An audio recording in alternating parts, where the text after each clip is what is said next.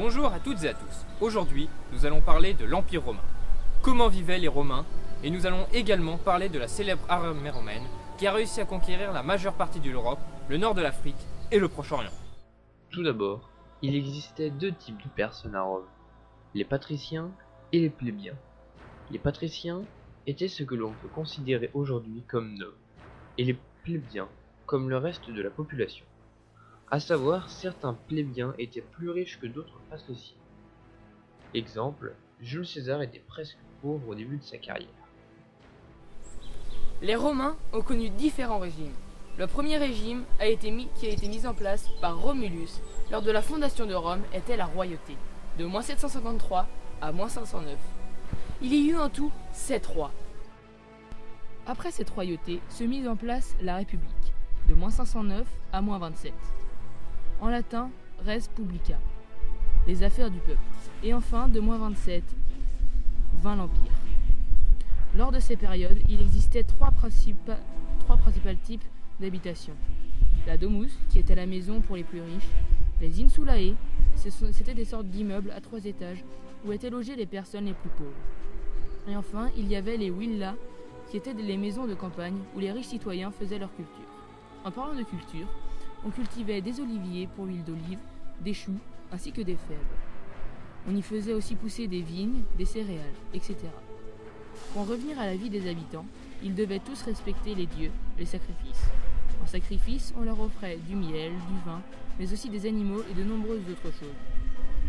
La vie des citoyens était aussi rythmée des activités. Le théâtre, les jeux et beaucoup d'autres activités animaient la vie de ces habitants. L'éducation des enfants était très différente en fonction des genres. Les filles apprenaient à devenir de bonnes mères, à s'occuper de leurs maris, de leurs enfants. Les garçons, quant à eux, étaient éduqués pour devenir de bons soldats et de bons politiciens. En effet, l'armée était obligatoire. Maintenant, nous allons donc parler de ce qui a transformé la petite cité portant le nom de Rome en un vaste empire, l'armée. Tout d'abord, au toit de la royauté, l'armée était composée d'environ 3000 fantassins et environ 300 cavaliers.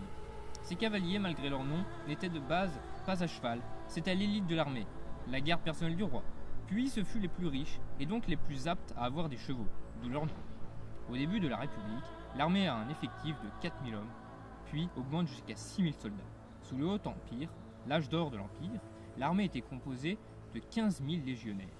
De plus, de la royauté jusqu'au milieu de la République, c'était aux soldats d'acheter eux-mêmes leurs équipements. C'est ainsi que des soldats habillés d'une simple tunique de lin et armés d'une simple épée pouvaient être accompagnés de soldats en armure, armés d'épées, de lances et protégés par des boucliers. Puis, du milieu de la République à la fin de l'Empire, les soldats étaient équipés par Rome, cuirasses, boucliers, lances, épées. Certains avaient des arcs ou des frondes. Ensuite, l'armée romaine a subi plusieurs réformes au fil du temps. Les deux les plus connues sont celles de Camille, qui réorganise totalement l'armée à partir de lui. L'armée est composée de 30 manipules. L'armée est maintenant constituée de l'infanterie légionnaire, de la cavalerie légionnaire, de l'infanterie alliée et des troupes auxiliaires. Ensuite, il y eut également la réforme de Marius, qui lui a supprimé toute notion de richesse sur laquelle se basait le recrutement. Les prolétaires peuvent donc entrer dans l'armée.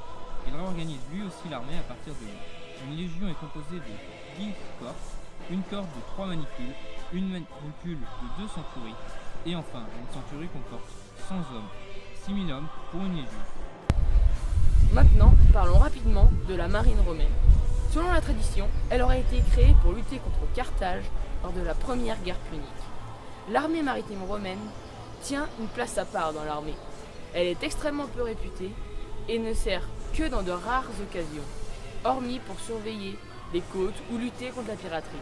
Ainsi, les Romains investissaient très peu pour améliorer cette marine. Pour finir, nous allons voir quelques guerres opérées par les Romains. Nous pouvons notamment parler de la fameuse guerre des Gaules, remportée par les Romains en -51, sous le commandement du célèbre Jules César. Seulement, malgré de nombreuses guerres victorieuses, Rome en a perdu quelques-unes, notamment lorsqu'ils ont essayé de conquérir le nord de l'Angleterre et l'Écosse, où ils n'ont pas réussi à conquérir ces territoires. C'est ainsi que l'empereur Adrien a bâti un mur au niveau de cette frontière, un mur qui porte aujourd'hui son nom.